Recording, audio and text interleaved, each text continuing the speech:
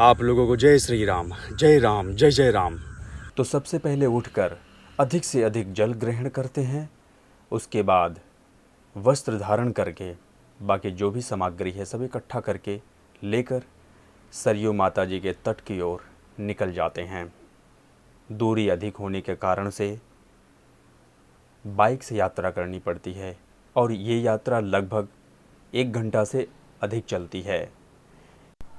भगवान जी की कृपा से कुछ भी हो पर 2:40 तक उठ जाते हैं, तभी ये सब जो दिनचर्या है पूर्ण हो पाती है।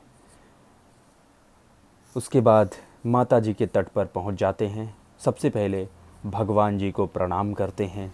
भगवान जी को प्रणाम करने के बाद स्नान के लिए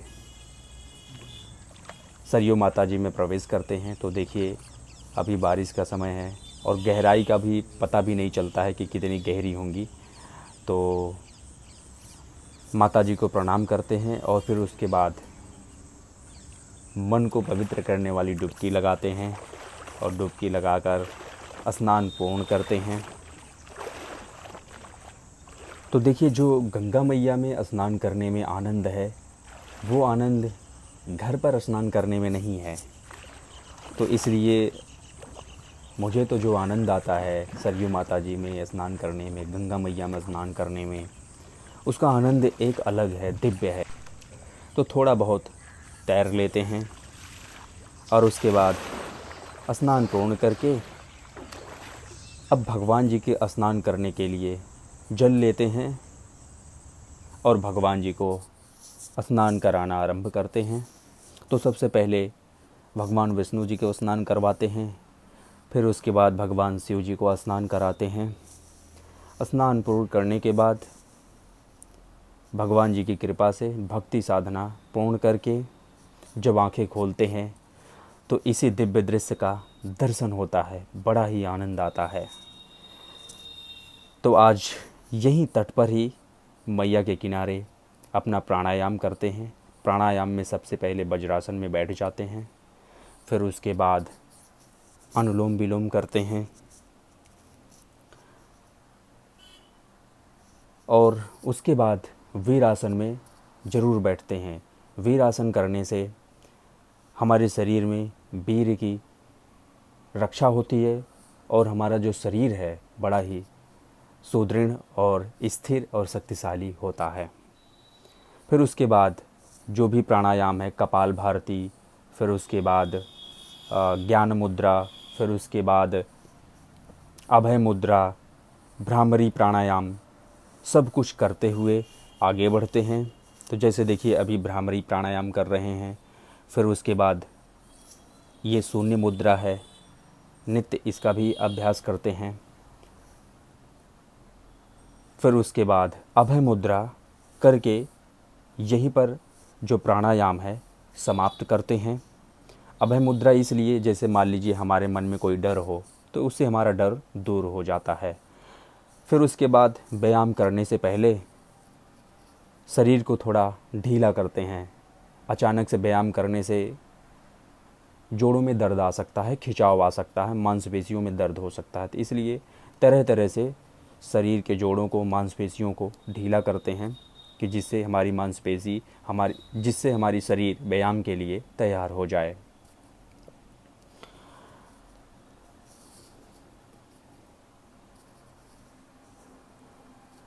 तो जैसा कि देखिए यदि हम 2:40 पर न उठें तो समझिए कि पूरी दिनचर्या पूर्ण नहीं हो पाएगी। और भगवान की कृपा से 2:40 तक उठ ही जाते हैं और भगवान की कृपा से सारी दिनचर्या पूर्ण हो ही जाती है। और यह सब आप लोगों के लिए ही है। आप लोगों के अंदर एक प्रेरणा जगे, आप लोग भी अपने शरीर को शक्तिशाली बनाएं, मन को शक्तिशाली बनाएं, मन को शुद्ध बनाएं। तो देखिए अब जो व्यायाम की शुरुआत सबसे पहले साधारण सपाट से करते हैं। तो जितने भी सपाट मारते हैं उसमें सभी सपाट कम से कम 3 सेट में लगाते हैं। फिर उसके बाद देखिए कुंभक सपाट लगाते हैं। ये बहुत ज़रूरी है, इससे हमारा जो लंग्स है वो बहुत ही मजबूत हो जाता है। और बहुत सारे ऐसे सपाट हैं, जैसे देखिए ये इसे कौन सा सपाट बोलते हैं हमें नहीं पता है इसका, लेकिन हमको लगता है कि ये जो सपाट है इसको हम अपने कमर को मजबूत करने के लिए लगाते हैं, ऐसा सोच के हम लगाते हैं। लेकिन यदि आपको पता हो तो आप लोग ज़रूर कमेंट करके बताइएगा।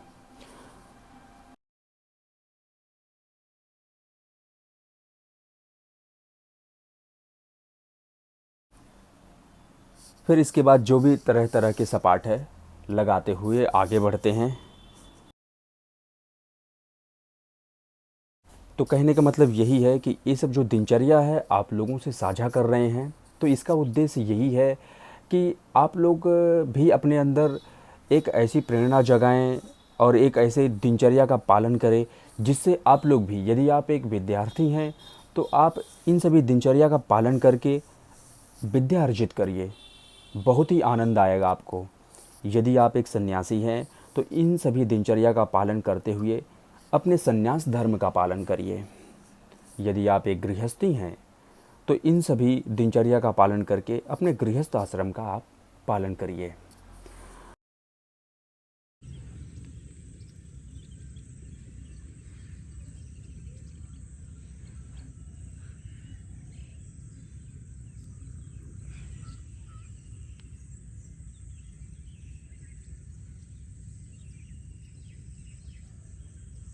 तो इधर देखिए हनुमान जी, पीछे पीछे हनुमान जी भी जा रहे हैं। तो यहाँ पे नित्य हनुमान जी का दर्शन हो ही जाता है व्यायाम के दौरान। तो इसे पाइक पुशअप बोलते हैं, इसका भी अभ्यास रोज़ करते हैं। देखिए ये सब व्यायाम करने का तात्पर्य यही है कि यदि हमारा शरीर स्वस्थ नहीं होगा तो हम कुछ भी नहीं कर पाएंगे। तो शरीर को स्वस्थ करने के लिए हमें व्यायाम करने पड़ते हैं। तो सभी व्यायाम करने में लगभग 2.5 से 3 घंटा लगते हैं। ये हर दिन का व्यायाम करना ही पड़ता है, यदि नहीं करेंगे तो ये हमारा शरीर स्वस्थ नहीं होगा। तो फिर उसके बाद अधिक से अधिक दंड लगाते हैं, यानी कि कम से कम 100 दंड लगाते ही हैं। फिर उसके बाद हनुमान जी दंड लगाते हैं।